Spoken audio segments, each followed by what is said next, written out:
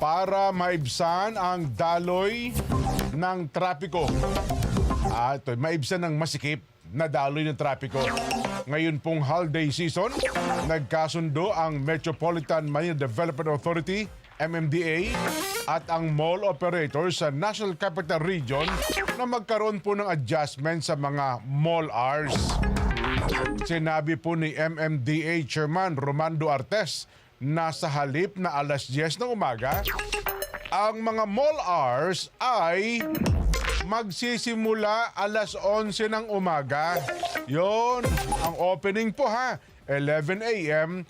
Mula po yan November 18 hanggang December 25. Ang mga mall operators na ang magpapasya kung anong oras nyo gustong magsara. Ayun, magkakaroon din po ng adjustment sa opening hours ng 131 shopping mall sa Metro Manila na ang 29 dito ay matatagpuan po along EDSA.